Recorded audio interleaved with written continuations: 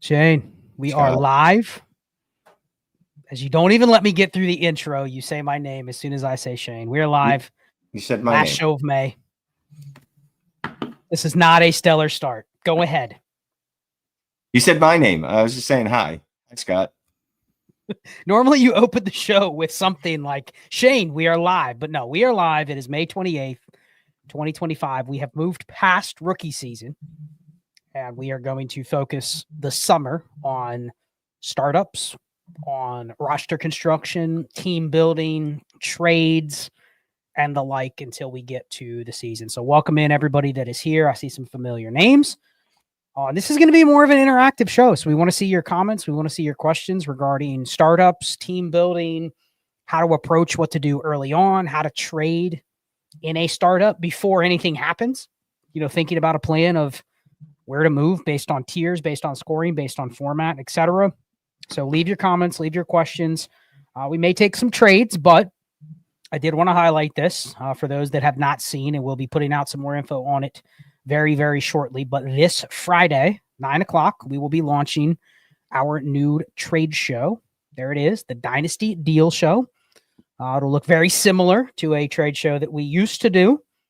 It'll be hosted by Ty DeClaire with Shane and I, and it will be every Friday night, 9 o'clock Eastern time on YouTube. It is a premium YouTube show, which we will have numerous other premium YouTube shows coming very shortly. But the first one will be on Friday night. There'll be a little bit of a promo and a coupon code and all that stuff coming out pretty soon. But I just wanted to put that up there, Shane. Dynasty Deal Show. Are you excited for it? I'm excited. We did one Friday. It was fun.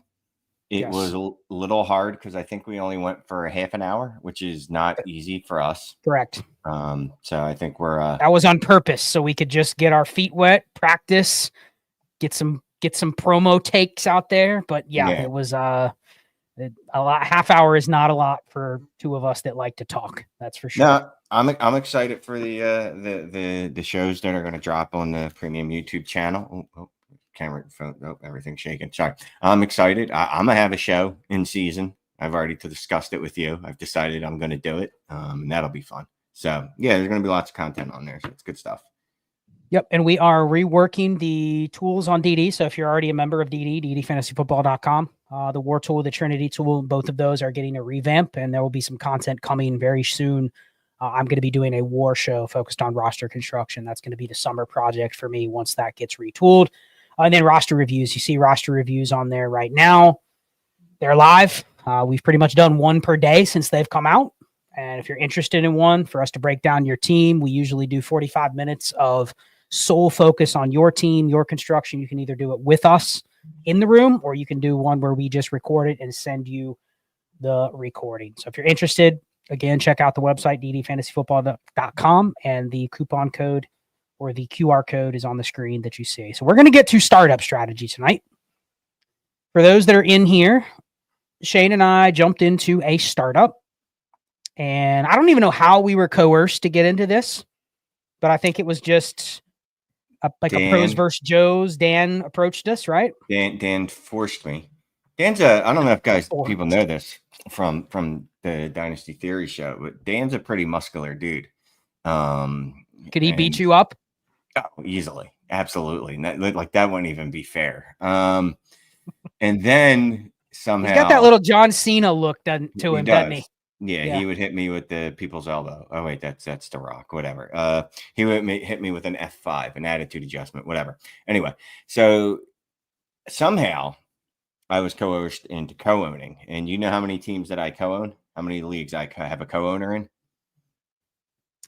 I'm guessing 0 because you're asking me the rhetorical question of how many teams you have. This is the first one because I hate co-owning. I've done it in the past and did not like it. But you're special to me. I'm figuring that we can make this work. If it's going to work with anyone, it's going to be with you. And if it doesn't work with you, then that's a me problem. Well, don't you find it interesting that some of the other content creators in there are not co-managing? They don't like each other. Yeah, they do this for the I thought it was like a team thing, and then I'm like, wait, Cody and Chase have their own team. Yeah. Mitch and John have their own team, and Dan has his own team. It's like, I guess it's just Manic and chill for life. Yeah, that's the thing. They don't actually like each other, any of those people. I met Mitch, Dan, and John I think Mitch was there at the expo, and they are vehemently oppose each other. They don't like each other even a little bit. Like, it's all for show, that camaraderie. They really hate each other, Scott. It's pretty sad. But yeah. Oh, anyway, we got into this. Manic and Chill is running a team. We did our Kentucky Derby. We drew the 109 in the Derby, and somehow we ended up choosing the 109 as our draft slot, even though there were others that were available. But we gamed it out that we knew exactly what our strategy was going to be, which we did not because it got blown up within the first couple picks. But we have not picked our first round pick tonight. And tonight we are going to go through our strategy to start. So Shane, do you want to give a little background on the league, and then I'll get into the specific settings on Dynasty Daddy and just talk through what we look at before we formulate our strategy? And it is a league with, well, just before we get into that, it is a league of other content creators and everybody from our Discord. So it's a lot of similar consumption of content and ideas and whatnot. We're already going into it expecting to not be the smartest ones in the room. So there you go. Yeah, so we've got a 14 by 10. Scoring is, I'll say it's basic, but I guess it's really not. It's basic. I will say the one thing that we really have to adjust to is the quarterback scoring. It's 6-point passing touchdown, which is normal, right? That's normal, or 5, but it's -4 for interceptions. That I don't like that, but I generally don't want quarterbacks that are going to throw a ton of interceptions anyway, but it really hurts you here if you just got someone that's a wild card just tossing them up there. Well, just talk about that real quick. That logically, 6-point per passing touchdown benefits the high volume, probably good quarterbacks, right? They're good quarterbacks that throw more are going to throw more touchdowns, right? Yeah. The -4 doesn't hurt those guys as much because typically they're not going to throw a lot of interceptions. It hurts the average quarterbacks that might be pumped up by volume, but it's like, oh, that guy's still going to throw 15 interceptions. You know what I mean? That's going to kill you. If someone throws for 30 touchdowns, that's great. But if they throw for 15 interceptions, well, then it's not so great. But yeah, like a Burrow, what do you call that guy? His name, Hurts even. Generally don't throw a lot of interceptions. Hurts doesn't. He did a little bit in the beginning of the last year. So that wouldn't hurt them as much. But yeah, I'm just trying to think of a quarterback in that range. You know who it hurts? It hurts a guy like Sam Darnold if you're hoping he throws for 30 TDs, but he's probably going to do that with 13 picks. You know what I mean? And he's an interesting one, and we'll get there when we get there. But like, he had a lot of interceptable balls. That's not the way that they phrase it. Turnover-worthy throws last year that he got very lucky on not being picked off. He could have ended up with a much higher interception rate. So someone like him, yeah, he's going to be a little.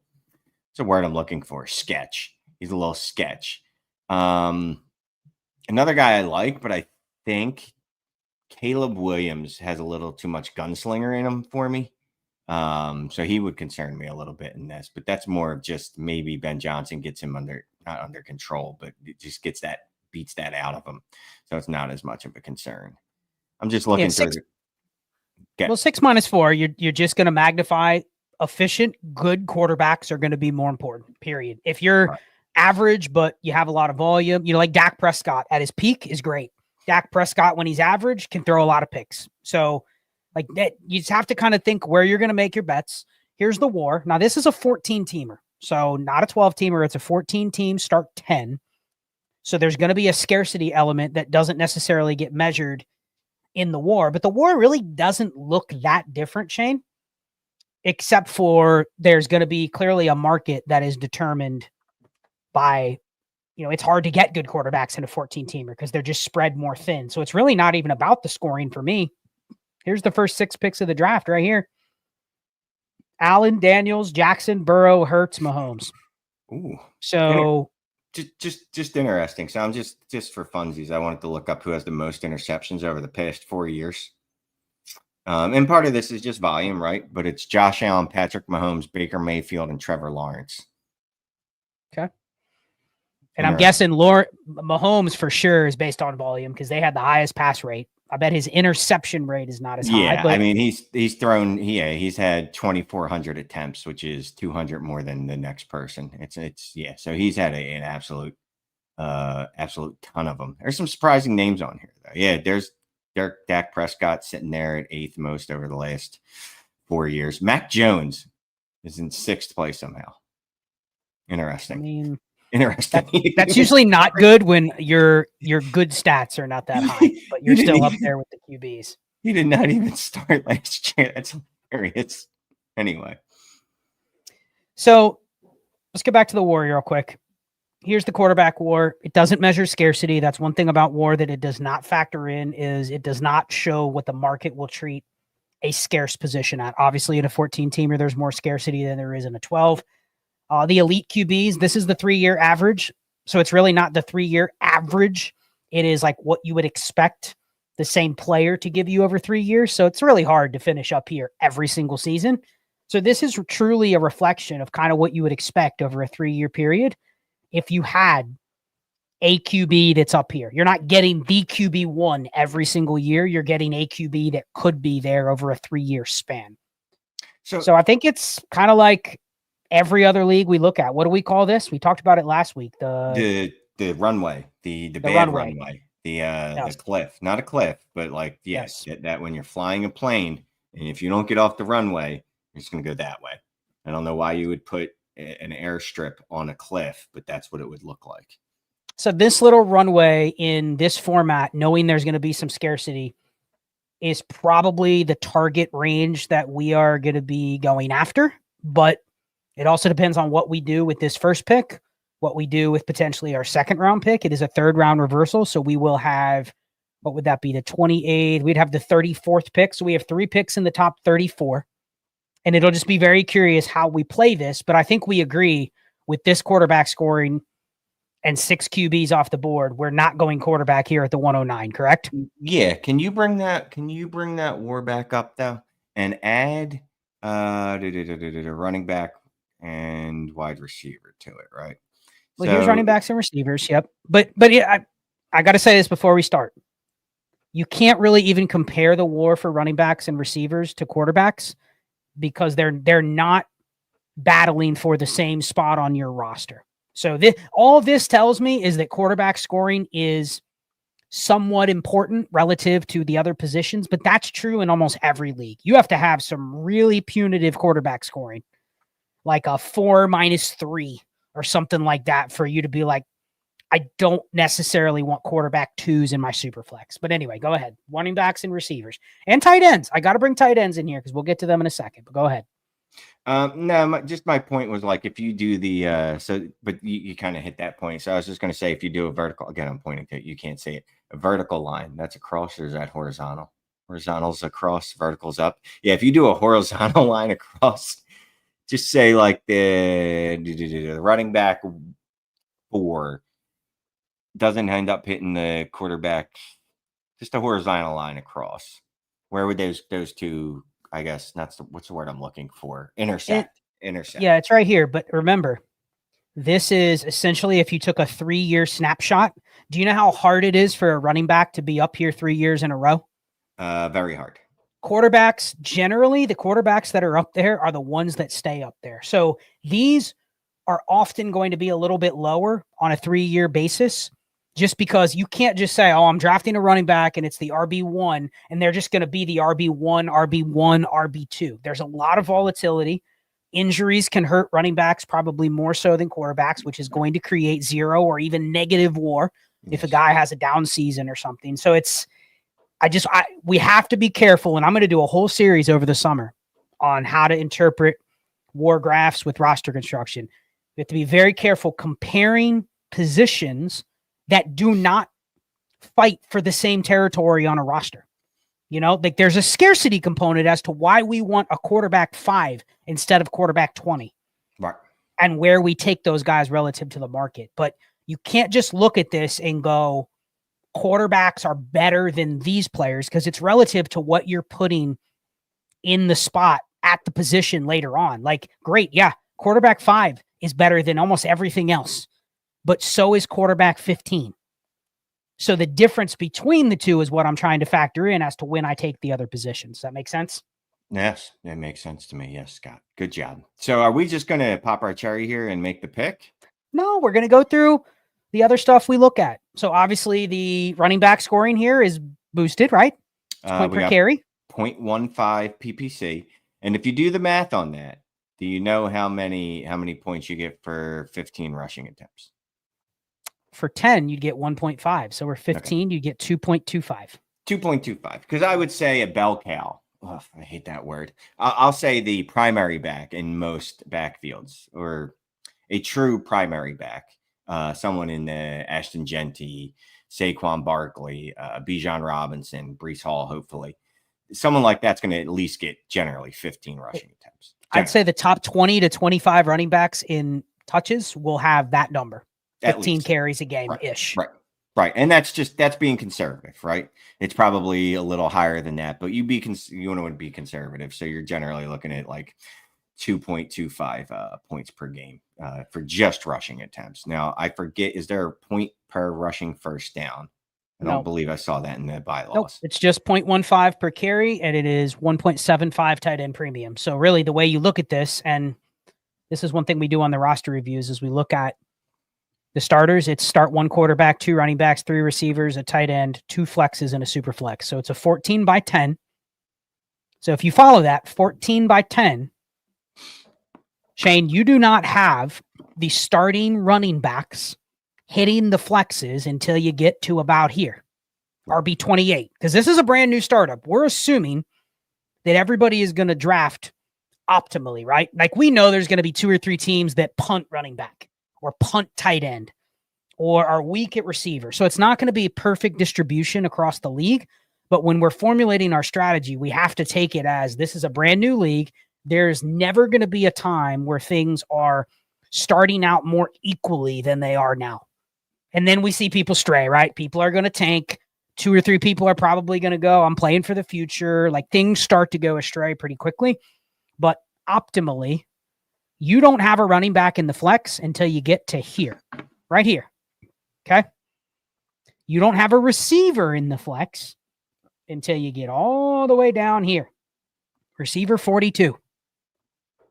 And that's where you can kind of tell where the point per carry comes into play.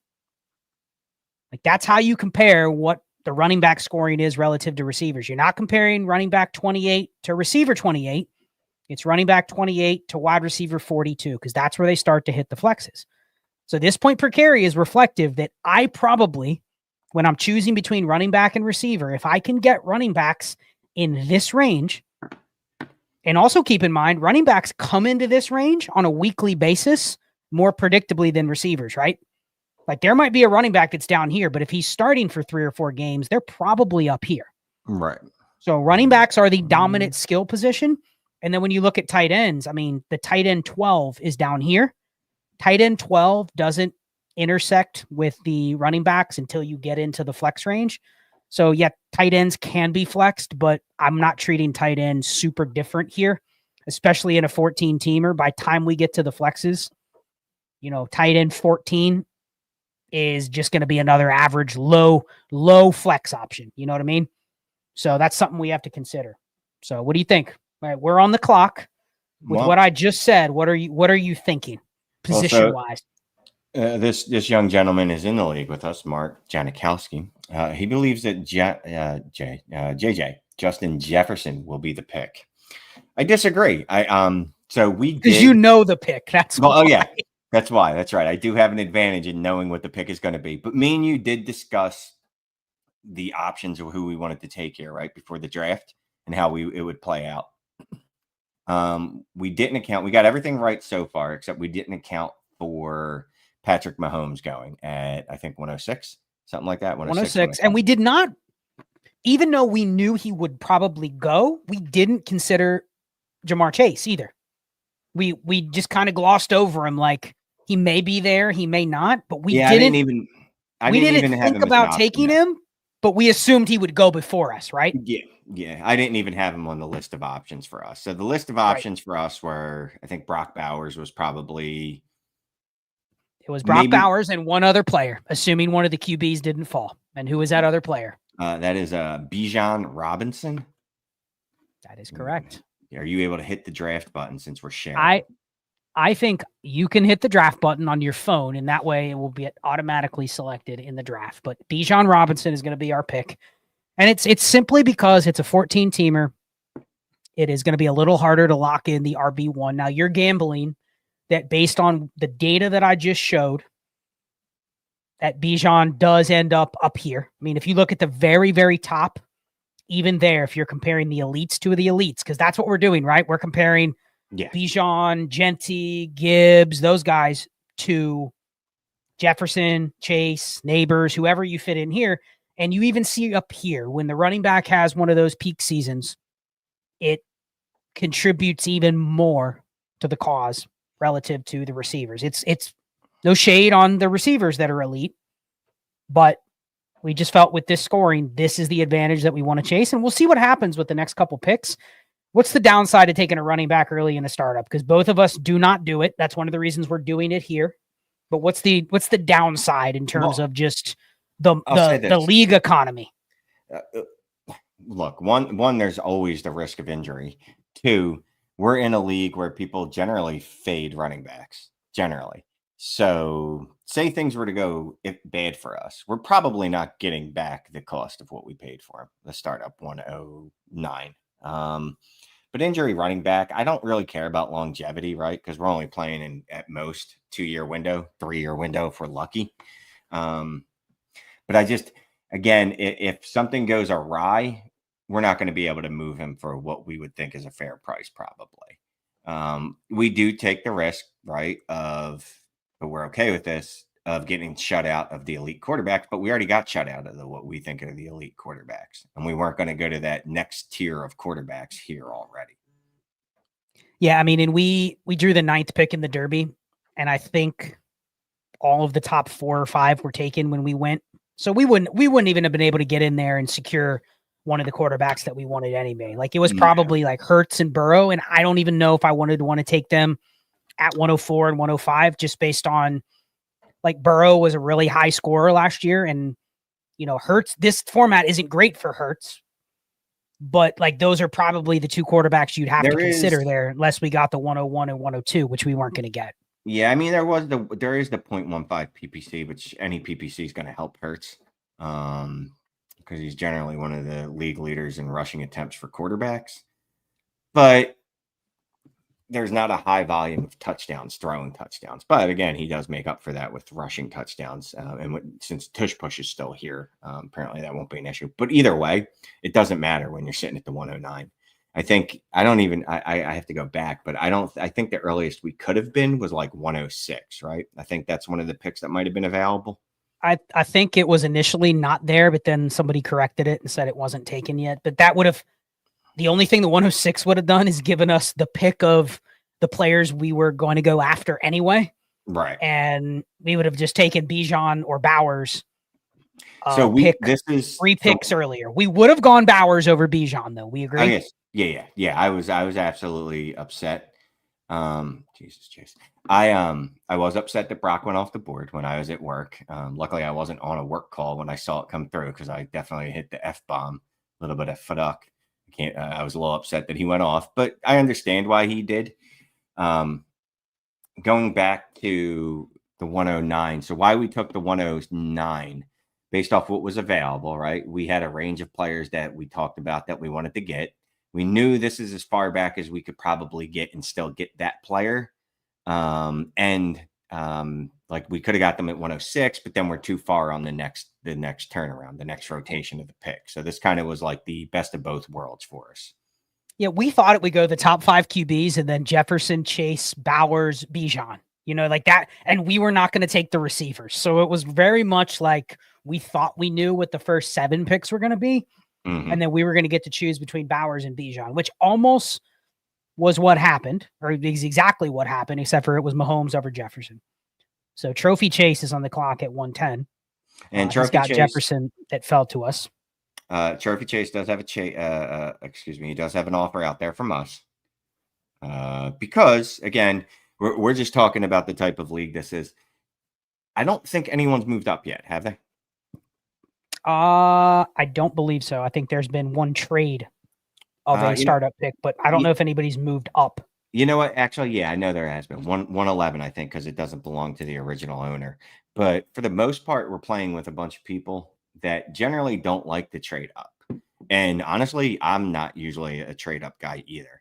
I know a couple years ago when we thought there was more elite quarterbacks than there were, we were okay with moving up and trying to get both of them. And then what we found was, unfortunately, the elite quarterback tier was a lot smaller than we had anticipated being. Yeah, I just want to show everybody, even in a 1.75 tight end premium, like this is your flex range right here, down here. You have to assume that all of these tight ends are already going to be on rosters. And we talk about this a lot. Like the value of taking multiple good tight ends in a league is not necessarily just so you can flex them. It is because if you, let's just say somehow you took Bowers and then you took McBride, and those guys ended up being the tight end 1, 2, 3. Like they both finished top 3 for the next 3 years. You basically can take this part of the line and cut it off. Everybody else is now working with this line down here, and they're spreading it amongst 13 teams, right? So it's really the advantage that you are harming the rest of the league by with doing it, which is not reflective in the WAR. That is not reflective in a trade calculator. And it can work. It's risky because I could say I'm tight end hoarding. I better get them right. You know what I mean? If I don't, then I wasted capital on picking Sam Laporta at tight end 3, and he's not tight end 3. Then I picked him over, I don't know, a really good skill player. You know what I mean?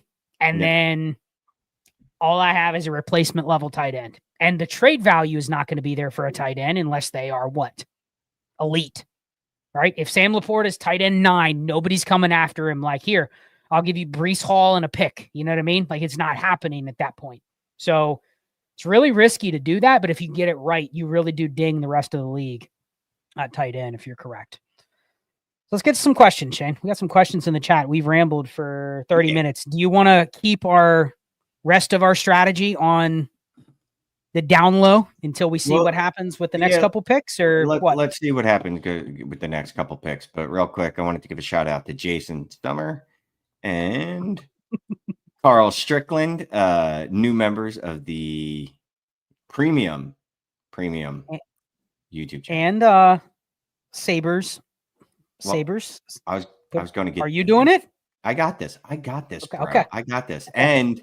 And Sabres 7488. Buffalo Sabres, great team. So all these dudes have become premium YouTube members. We truly appreciate it. Truly appreciate it. That's how you say English. This isn't a startup question. That's let me switch the overlay over so it's a little cleaner for comments here. So let me get this popped up. Get ready for whatever comment you're going to show so we can get it rolling. Let's get our mannequin show. There we go. All right, fire away. Let's see some questions, comments. All right. Russell Yost, who wants to know, how does your startup strategy differ from best ball compared to lineup? Whew. I mean, it's totally different. Would you ever move up in a best ball? Would you ever pay the cost to move up? How long do I have to answer this question? I mean, it's as long as you want. It's your show. So I use this all the time, but I think it's more applicable even to best ball than lineup. So a best ball league is just a big, giant algebra equation with a bunch of different variables. So it comes down to, okay, would I ever move up in a best ball? Yes, but I'd need to know how many roster spots are there? How many starters are there? What's the ratio of those?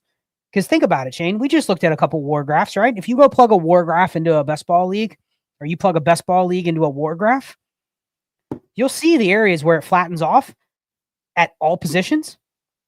But those are also positions where some of those guys are on rosters and some of them are on waivers, right?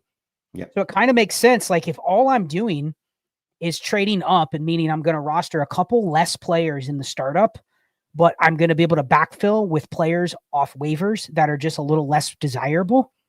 Yeah, there's a time to trade up and get core pieces that you want in a best ball. I will answer the question and say in a lineup league, I do not value running backs with current floors or roles very high at all. Best ball league, I do. The last thing you want to roster is 10 backup running backs in a best ball league. You are giving yourself less outs on a weekly basis to capture a random 15-point game, a random 20-point game from every other position, tight end and receiver, but also quarterbacks. Quarterbacks, if you can have 4 or 5 starters in best ball, they don't have to have a lot of value. You can get by with a very gross QB room in best ball because I have 5 guys or 4 guys. So it's just, I value certain tiers of players differently. I do not at all value mid-tier wide receiver 2s and 3s because those are the positions that usually are only there because they have a profile or dynasty value. But on paper, like the wide receiver 30 and the wide receiver 60 are the same thing. If you have 2 wide receiver 60s, it equals a wide receiver 24. You know what I mean? And that's just not true in a lineup league. Lineup league, give me the guy I can start. The other 2 are roster cloggers. So that's the difference. How about you? You've dove into some best ball, and it seems like you've only dove in like up to your knees or your waist. I my strategy was literally punt every best ball league the first year. I don't well, this is year 2. You've joined 3 or 4. How is the punting gone? The punting has gone pretty well. I mean, I had a ton of capital in a lot of leagues, right? One thing I would have hoped for that I wasn't able to do is split some more of the first round rookie picks. Now, part of that is just the fact that this class wasn't really a great class for that, only because there were 3 running backs in the middle of the draft that everybody in the middle of the first round, towards the end of the first round, that everybody was happy with getting. So no one wanted to move up to pay for one of them, even under normal circumstances, let alone in the best ball league. I'm curious your experience on, because I actually think it's a benefit in a best ball league if you draft a running back and they have a role. So this class was great. Oh yeah. For that. But did you notice that because it was running backs, it was even harder to split some of those? Did you have some picks where maybe you were like, man, I don't know if I want to draft running backs in this league? Or did you just do it and say, I'll figure it out later? If there's a split, maybe it comes when there's more buzz for, Travion Henderson or Caleb Johnson or whatever it was. I mean, I definitely sent out offers. In these leagues, trying to get some splits, but I just wasn't able to. So yeah, I mean, when I was forced to draft like Ashton Genty and O'Marion Hampton, all right, I'll live with that. You know what I mean? There's other leagues where it's like I got Caleb Quinchon and one other running back in that tier. So I was okay with that. I mean, yeah, season comes, I'm probably not competing this year in a few of them, a couple of the leagues. So they're still on the board. I'm still willing to split them. I mean, I'm willing to split anything in best ball. That's what I've learned. Me and Diaz talk about this, or Diaz talks about it a lot. Like, there's trades you're willing to take in best ball that you wouldn't even think about taking in a lineup league, that you would turn your nose up at, because I am just trying to fill a bunch of starter spots. I'm trying to get a bunch of guys that could hit the lineup, as opposed to just that one dude that, sure, like you were saying, that wide receiver 30. Sure, he'd consistently be the wide receiver 30, or in your lineup, he'd be the wide receiver, 41 week, wide receiver 31 week. Maybe he gives you a wide receiver 20 week. You never know when it's going to be. But if I have 2 of those guys in the wide receiver 60 range, chances are at least one of them is going to give me one of those spike weeks. Yeah, I mean, there's a time and place in best ball to really understand what you can do with fab and what you can do off waivers and how you've built up your roster. And the beauty of it is, a lot of times in best ball, there is a team that is seeking a split. They are seeking a trade 1 asset for 2 or 3, or 2 players and a pick.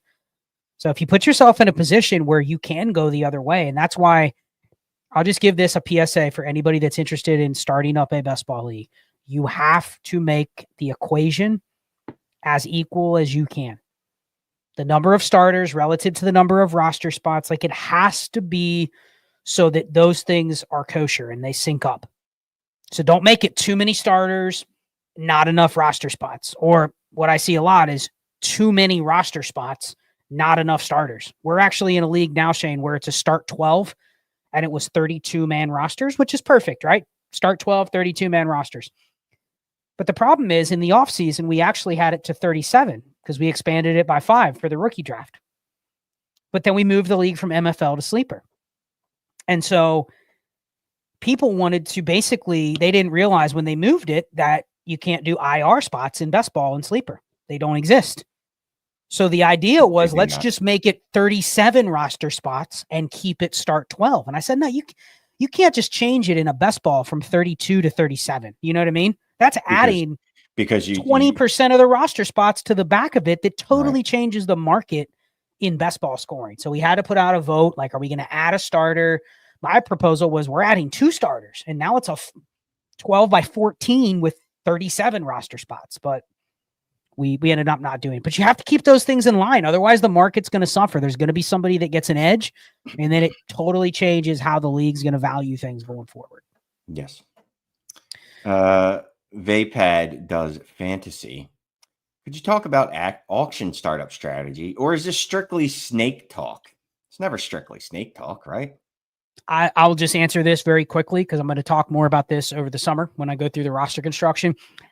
Auction strategy to me is I just have more control over how I construct my team. Meaning I'm aiming for perfect construction because I can do that. Whereas in a snake, I can't always do that. So it comes back to, like, I don't know about you, but the last time I did an auction startup was the end of last off season. So like August. And guess what? You know what? I didn't care what money I paid for what players, because it's all relative. You know what I mean? Like, it's impossible for me to say, oh, this player's worth more than that player, because it depends on when they come up on the board. It depends on, did they go up on day 1 or day 10? And what did my team look like? And how much money did I have relative to the rest of the league? Like, it's so hard to give real-time advice. Like, I've struggled for 5 years to create content on auction strategy because every single one is so different. So, I mean, the thing with the auction, though, is you just have to literally be able to pivot immediately, like all the time. Like, read the room and adjust day to day. Yes. And I mean, there's simple truisms, right? That will always work. There's going to be certain players that I don't want to pay for, that I know are going to go for a ton of money. So they're getting put out there first because I want other people to use their money up, that. And then I throw out that mid-tier quarterback or 2 and let people spend up on that. Try to save a little cash. Like, I've literally just sat out some bids. You know what I mean? Like, I don't even go. I be like 15 minutes because it's fast auction usually on sleeper, where I'll just go 15 minutes and I'm like, I'm fine looking at the players on the board if I don't get any of them right here, knowing who else is on the board and looking at everybody else's money. The one really good thing about sleeper auction is that everybody's money is right up top, right across the screen, easy for you to look at, right? MFLs, I don't even remember what MFL auctions look like. They're a little confusing for me, but it's easier on sleeper for me, to be honest with you. And I do like the fast auctions on sleeper because I do think I do better under pressure, where I have less time to overthink it. You know what I mean? Where it's just like, all right, do I want to put this up right here, knowing that there's 5 other players in this range that I like? Do I want to overpay or, pay up for this player here? So Rin says, kind of startup related, how many backup quarterbacks are you drafting if you only have 2 starters? And doesn't it differ in best ball versus lineup? This has been something I've been really tinkering with on a lot of my teams, Shane. I have some teams that have just by default have 3 good quarterbacks. I'll have like a Dak or somebody, or T-Law, somebody like that as my QB3. This is just my experience, and I want to consider myself to be, one of the pioneers of the backup quarterback strategy that a lot of people implement. But I've also found over the last year or 2 that quarterback strategy has not yielded a ton of success on the trade market. Like, I haven't been able to hoard the backup quarterback that gets 2 spot starts and someone immediately wants them. And that makes sense, right? Like, how many 12-team leagues do you have that by week 10, there's 3 teams that have 0 interest in buying that Drew Lock spot start, right? Because they don't care. You know what I mean? Yeah. Their team's 2-9. They're 2-7. They just don't have an interest in giving up anything that's a future asset for a quarterback. And the problem is, what do you not have for the first month of the NFL season, Shane? A need for a backup quarterback. Well, yes, but why is that? Because everyone's healthy. No one's getting Well, benched. and there's what? No bye weeks. Yeah. So Well, there's yeah, no the bye weeks weeks, are less too. injuries. Yeah. And then you get to the bye weeks, maybe you have some injuries, but if you really think about it logically, when you get to the end of the year, the back third of the fantasy season, it's unlikely that it's unlikely that the teams are really buying Mason Rudolph because they're shooting for higher. And there's not 12 teams going after Mason Rudolph or 11 teams going after him because 2 or 3 of them are punting and they have zero interest sending even a fourth to get him because there's no point. They don't need him. So But there's that would be similar to lineup leagues, right? You make that determination too. You're like, well, do I? Well, really no. This is just the reason why I have not been able to yield a lot of trade value in backup quarterbacks during the season because there's just not always a team that's looking to buy it. I'm not trying to overcharge. I'm not one of these assholes that says you need to give me a second for Gardner Minshew. You know what I mean? If I don't need Mac Jones this week, you can have him for a third. But because there's been too many of those guys where it's like, I can't even trade them, what I've been doing is, to Rin's point, is I don't need a QB3. If I have a start 10, 28-man rosters, I will roster 8 backups. That is my QB3. And I'm just playing the odds that if I ever need a backup, which I know I'm going to need them at least 2 weeks because I have my 2 starters on a bye, I will have an option. May not be a great one, but I will have an option. I ran these numbers the other day. I don't know if you saw me post them in the Discord, but over the last 5 years, just where do you think the average backup quarterback scores on a weekly basis? Just what points per game in a standard scoring league? QB 18. Well, points per game. It varies depending on the season. It could be QB 23, it could be QB 26. Like, it varies, but I'll just give you a number. 0.7 points per game. A little lower. 13.1. Okay. And that is including, I even removed the high-end ones. So I removed I'm not comparing it to like Lamar Jackson, Josh Allen, you know what I mean? Mm-hmm. But I left in all the awful quarterback starts. There's some bad ones, Shane. Negative games. Like, you're getting negative games from like Tim Boyle. Brett Rippon. Yeah, Will Levis had one of the worst games ever. But the point is, I didn't remove the negative games. You're still, as an aggregate, getting about 13.1 points per game from any quarterback that I throw in there on average. Now, we know Malik Willis, Marcus Mariota, those guys are maybe a little better than average on a weekly basis if they had to start because of their skill sets, right? There's other guys where I'm like, I'm not sure if that guy starts, he's ever cracking double-figure points. The idea, though, is I can probably replace a low-end QB2 with anybody. They just have to be starting the game. And that's why I can kind of lean into, well, if I don't have a third QB, instead of rostering, I'll just roster Sam Darnold or Geno Smith on the back of my roster because they're quarterback 22, 24, whatever. I don't need that. I'll just roster 8 backups. A lot of times you can get the backups for free because people cut them. Just picked up a free share today of, who was it that I picked up that somebody dropped? Good backup. It's escaping my mind, but good backup that I just picked up today. Marcus Mariota. Might have been Jake Browning. Oh man, I'd never cut Jake Browning. No, it wasn't Jake Browning. Point was, it was a backup where I'm like, why would that player get cut? Makes no sense. Like, people will cut backup quarterbacks just randomly. Oh, Tyson Bagent. That was it. Like, why wouldn't you want Tyson Bagent on a Ben Johnson offense with the weapons they have? Like, that's a top 10 quarterback that's not a starter. They signed Case Keenum there? I'm just saying. Yeah, the point is, you just want the backup if he's the backup, right? Yes. But you can get those guys for free in leagues because I think the person added like a rookie receiver, something like that, like an undrafted receiver type for Tyson Bagent. And I'm like, if I can accumulate enough of those guys over time, I don't need a QB3. So yes, and obviously Rayo in the or Rin in the best ball, you're not rostering those backups because they're not giving you anything on a weekly basis, only if you're tanking.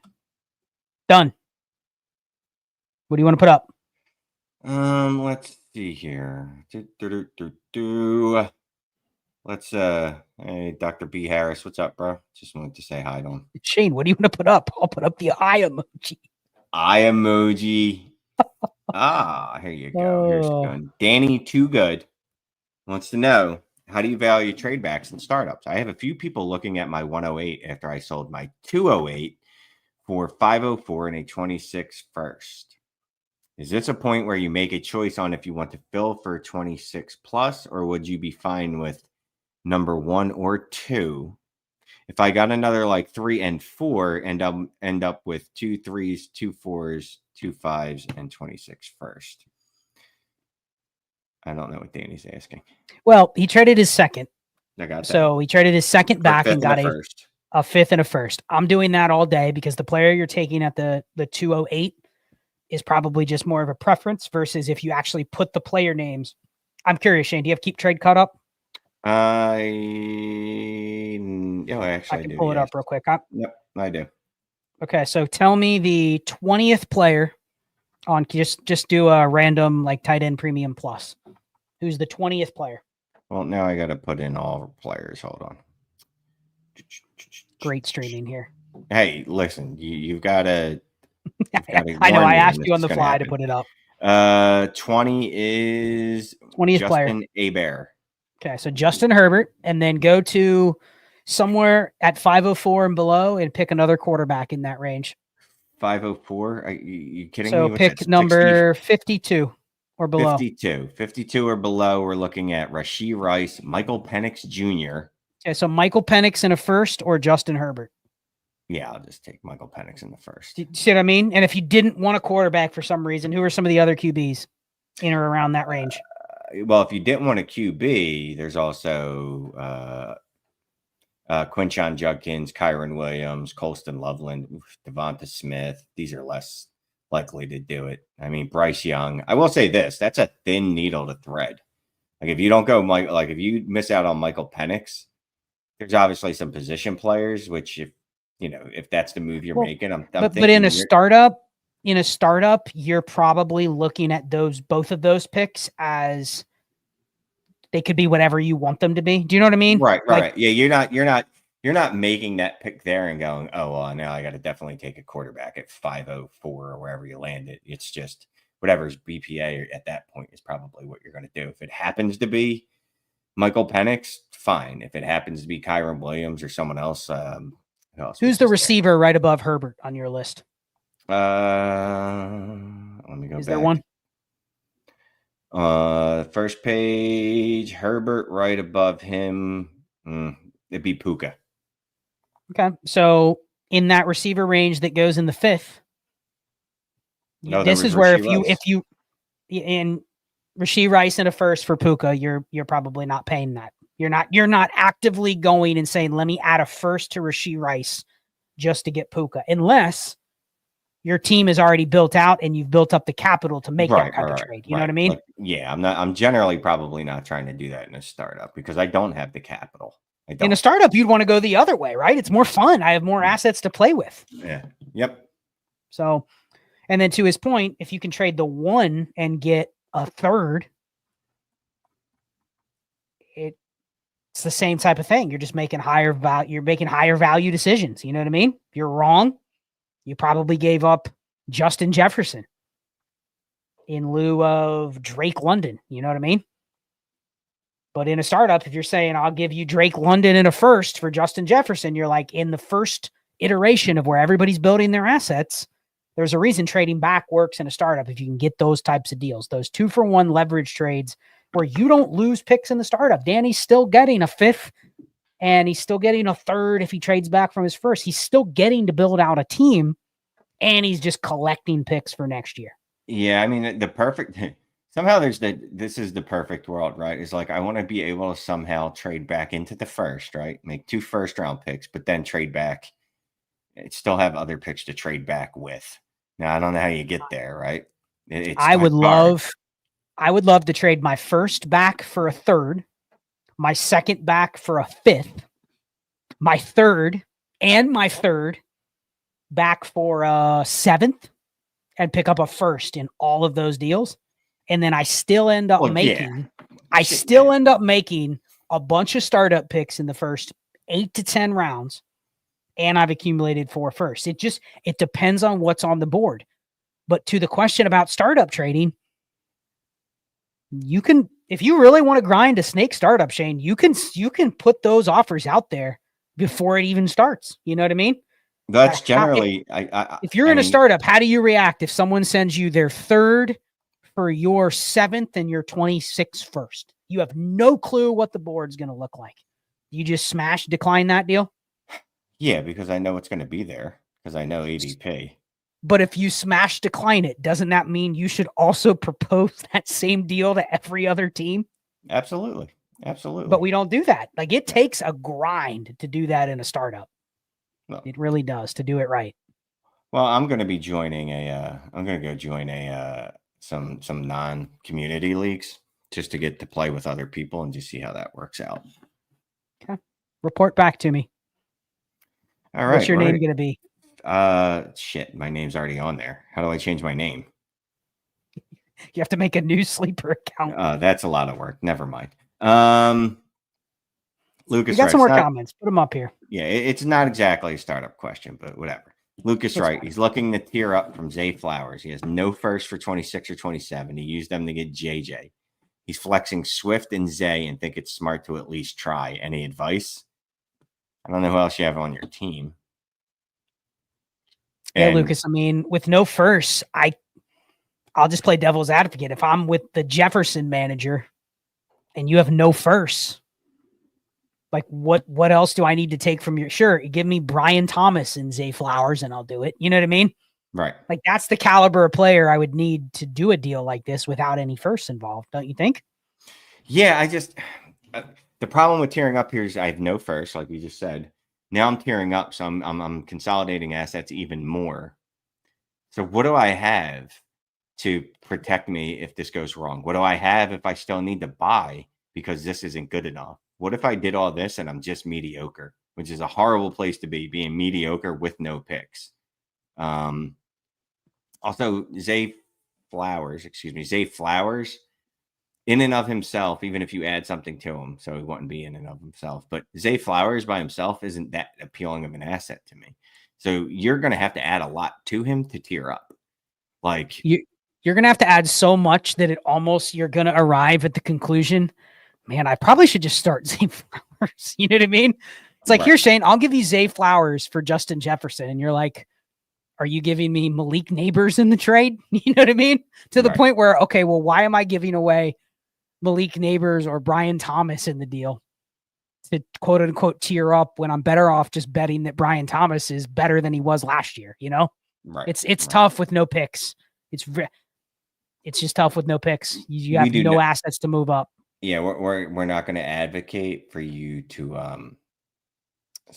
we're not going to advocate for you to consolidate even further. Here I put a message in there, but I'm not really sure. Well, I got one for Graphic 13. Yeah. Shout out to Graphic 13 who put together the Dynasty Trade Show graphics and overlay stuff for us. So he does great work with graphics. If you ever need anything, hit him up on Twitter or X, and he will. It's a business, right? You don't get freebies necessarily, but he does great work. So he put up the graphics for that. Will I be streaming Best Ball Mania 6 drafts? Yes. I'm going to do some underdog drafts. I really just started doing them this past week. Shane, I max entered the Schnauzer, 20 entries. Nice, max entered it. And every single draft, I think out of the 20 drafts thus far, I took in a 1 QB, I took Josh Allen, Lamar Jackson, Jaden Daniels, and Jalen Hurts. I took 3 of the 4 in every draft. Just with an experiment. And that's the modified Gilbert Arenas strategy, which I've been clowned in multiple places for doing. But we'll see how it works out. We'll see what my advance rate is on these teams. I've mapped it out. I'm just trying something new. But yes, I'll be doing some BBM 5 or BBM 6 and some marathons. Those are what I'm going to focus on most. But yes, they'll be here. So I just want to take that question real quick. Your turn. Fire one up. Here's one. Will Sanders, FF. I'll have a startup where half the league is completely new to Dynasty. I was going to ask you how you would approach it, but I know Shane would be stepping on some necks if he was in a $25 buy-in league. How do you approach it playing with people that are new to Dynasty? It's been so long, right? It's been so long since I've actually been in a league with someone that isn't new, that isn't a grizzled old vet. listen, as the content manager for DD, my brain is spinning right now. We could come up with an entire series, and it is just, and we couldn't necessarily make it. We probably could. Shane goes undercover and just joins the sleeper leagues of people that have no clue that we exist. And you just make up some random name, and you probably have to put like a Cowboys logo in there or a Patriots logo, or you know what I mean? Something that just makes everybody else think you are just a random fish from Reddit that just started playing Dynasty, and you are ready to play. And you just join a bunch of leagues, and they don't even have to be high dollar leagues. They can be, $25, $50, $75 leagues. And you just let it rip, and you just try new shit. And then you talk about it on, I will say this. Shane Undercover. I will say this. People that are new to Dynasty, I know they overvalue second round picks. Okay. Because they go, well, it's a second round pick. So in the NFL, a second round pick is good. And you're like, yeah, no, definitely. You want to do that. But also, I would be sending out absolutely everything, because I got to get a feel for the people in the league, right? Part of the problem with being in the leagues with people that we know very well is some of the times I don't even send offers because I just know. I mean, there's no reason to. You know what I mean? Like, I absolutely am not even going to bother and waste everyone's time. I do the same. I have an idea, and then I go, wait a second, Shane says has the player. It's just not going to work. You know what I mean? It's not worth it. Right.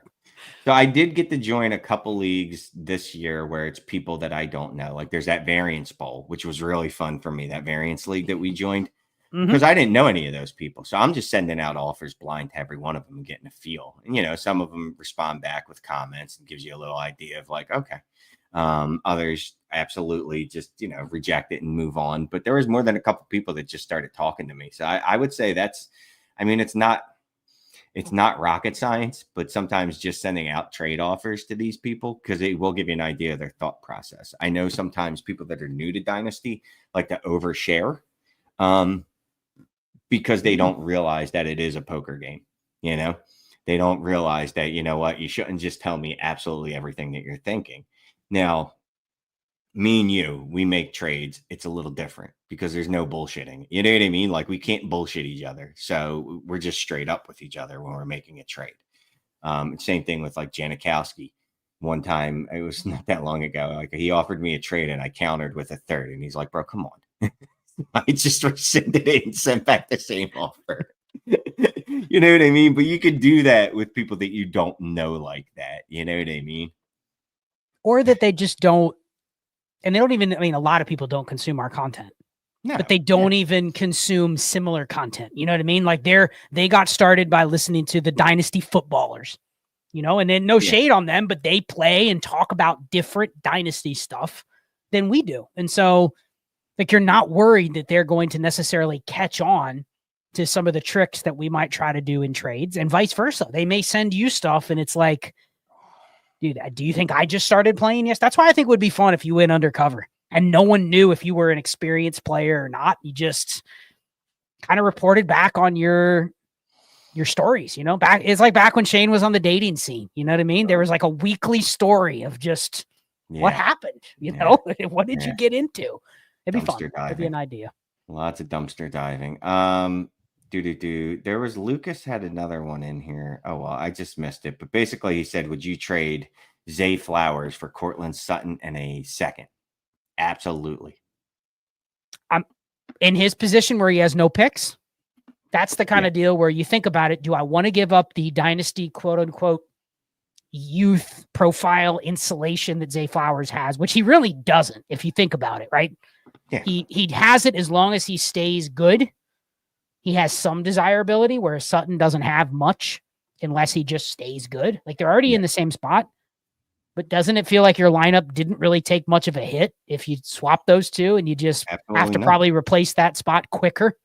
Dude, maybe a year or two earlier? And do you even care about having to replace that spot? It's your last flex. That is absolutely beyond the process trade. You know what I mean? Yes. You literally got the same player and a free pick. So, no, that'd be a great deal to do that.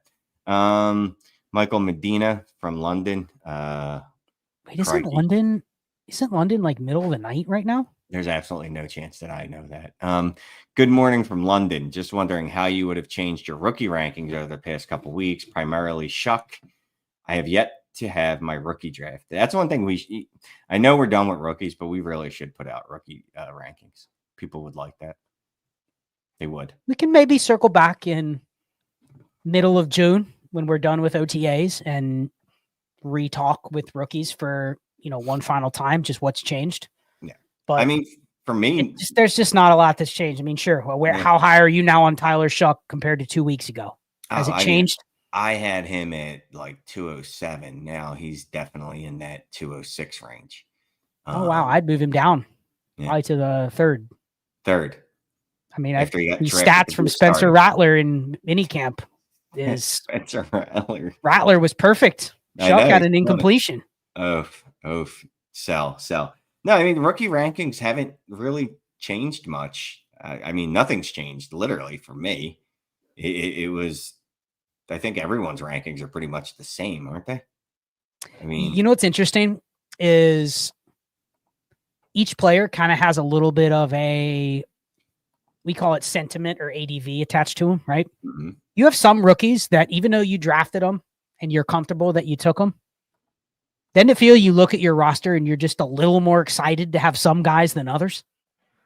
Well, right now. So yeah, as opposed to like, I've got a ton of Quinshon Judkins and I love Judkins, but you know what I wish I had more of? RJ Harvey.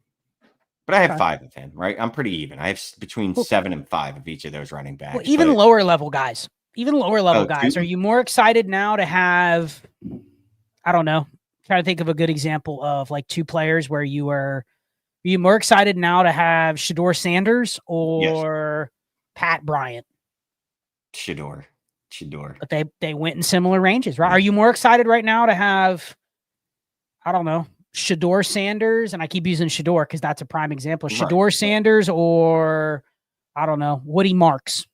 I love me some Woody Marks, man. I do. No, it's still Shedeur though. You know what? Because I'm a big Shedeur Sanders believer, man. I love that the hatred he's gotten, so that's kind of galvanized me liking him. Like I just want him. You don't even need to be a believer to buy into the story that could unfold with him. You know what I mean? Oh, yeah. That's all that you need to buy into. And it's just hard to, and it's just the law of the time of the year where everything is just OTAs. That's what I was going to say. It's a bunch of fluff. Right. Every player is looking good, or, I mean, very few players are like, oh, that guy's buried on the depth chart. You know what I mean? Like, you don't hear any of that. You hear, oh, this player is going to fight for a role or whatever. But there's some players that if you drafted them, you feel better today than you did a month ago when you picked them. There's others where you go, nothing's happened yet. I'm just trying to think. I'm trying to think of like all the rookies I have. Like I haven't heard anything about Trey Harris. I don't know when their OTA start, but literally nothing. No. Sanders, you've got nothing but good news. You saw the Browns put out their stats today. I love that we're getting practice stats now. Like it's an actual thing. Yeah, dude, that's a side note, but that's exactly why teams passed on Shedeur Sanders is they're literally putting up stat charts. But the Browns are doing that because they're trying to drive interest, and it's genius.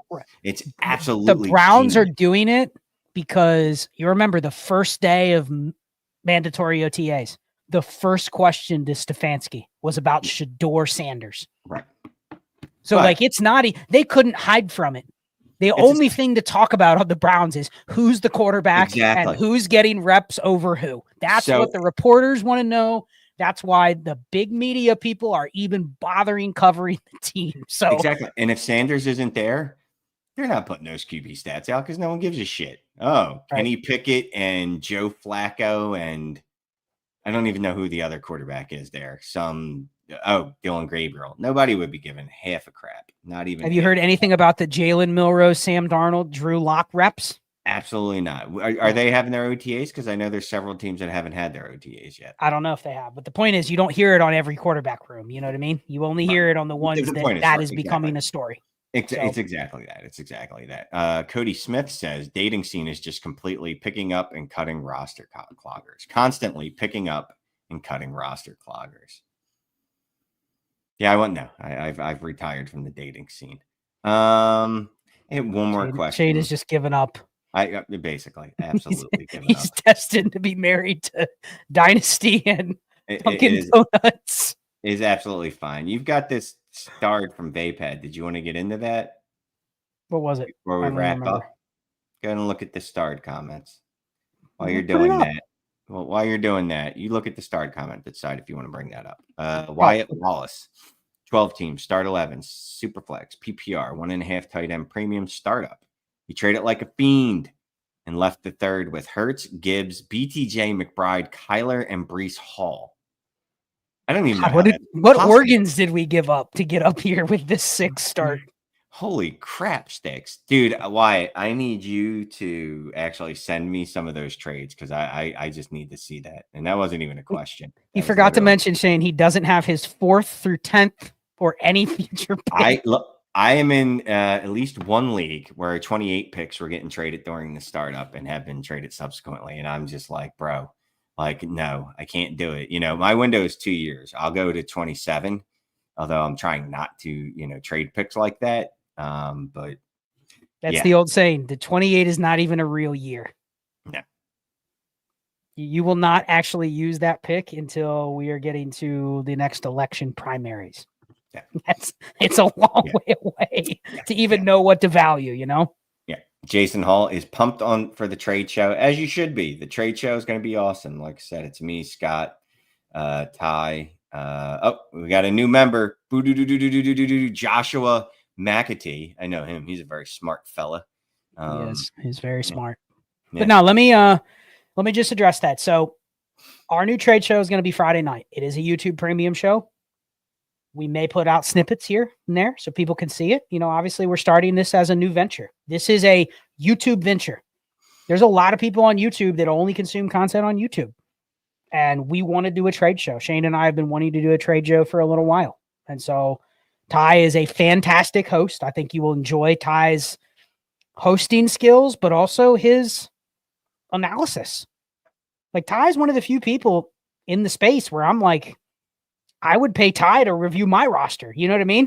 Mm-hmm. Like he's pretty sharp when it comes to a lot of the intricate strategies and roster construction that I think a lot of people that consume our content that are in our community like. So it's going to be Friday nights. I'll think about, we do have a perk if you are in the Discord and you have access to GOAT or Heisman or, whatever. There's a couple different ones over the years that you could get in and get access to the pod feed that we do.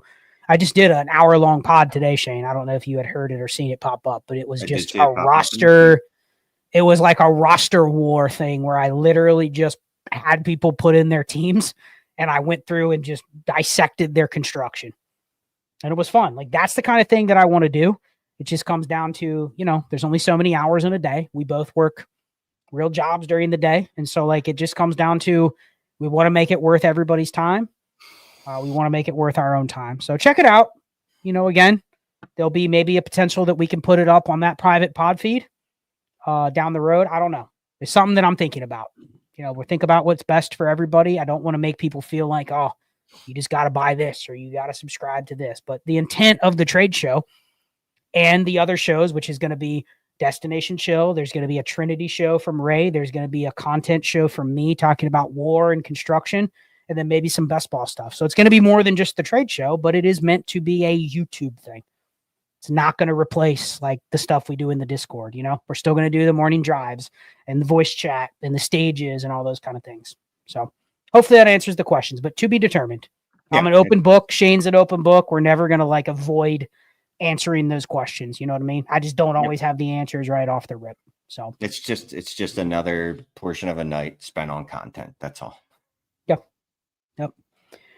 Well, appreciate everybody. We went an extra 10 minutes tonight, but this was a fun show, Shane. We got to talk through our league. I think we kind of have a plan. At least we now have a player. And now it'll depend on where the rest of the board allows us to go. If we're able to move around, if we should try that. And we're going to be doing you want to announce? We'll start it next week where we do those roster roasts.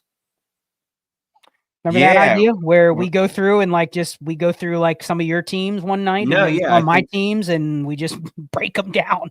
Yeah, shout out to Koopa Troopa, right? You listen to his latest pod, said, hey, make sure you listen to this. I did. And it talked all about like, you know, where you need to basically get into the playoffs to make money, like what seed. So we're gonna go through some of our teams and just take a look at them and give ourselves a reality check. Nothing wrong with doing a reality check in May, to be quite honest with you. You know, you can decide from that if you're going to make moves to bolster it, or if you know what, this team's just too far away, and I might as well just admit that now. So we're going to go through a couple of our teams. So that'll be fun. Yeah, I will give him a shout out. Grinding the Edge. That is a informative show. It's not that long. It was like 30 minutes or something like that. And I did confirm with Jeremy of Dynasty Daddy, that if we use his simulator, it is updated for all of the current schedules. So it syncs directly with your schedule that's already input in your league. So it should be pretty reflective of where things stand today, where we can anticipate our teams to be. So I would just recommend everybody listening to that show and then kind of coming back with this exercise that we're going to do, because I think, just to tease that, I think there is a way to operate with a middling team, Shane, that doesn't involve just gutting the whole roster. You know what I mean? It is just setting it up so that I'm kind of embracing the fact that I'm going to likely finish outside of the top 2 or 3, but I'm not just punting the season, because a lot of times what you find is that it's impossible to even get to the bottom 2 or 3 because there's already teams that have positioned themselves to be there. So you're stuck in the middle regardless. And how do you manage those teams? And I guarantee you, because the way that I build teams, I have a lot of teams that right now are sitting between 3 and 6, 3 and 8. And like some of those, I should probably do some creative liquidating. You know what I mean? Like some splitting, some leverage trading, some liquidating, not punting, not selling everything for picks, but maneuvering to where, hey, I'm kind of not expecting to be in the top 2 or 3 this year, which means any money I win or any playoff wins I get are a little more lucky than good. So that's for the next future weeks on the next couple Manic and Chills. So Shane, good night. Check out the stream Friday night, 9 o'clock. Dynasty Deal Show. Bring your trades. Even if there's 15, 20 people in there, because it's our first show, guess what? You get unlimited trades that we can get to in an hour. So bring them there, and we'll see you Friday night at 9. We're out. Thanks.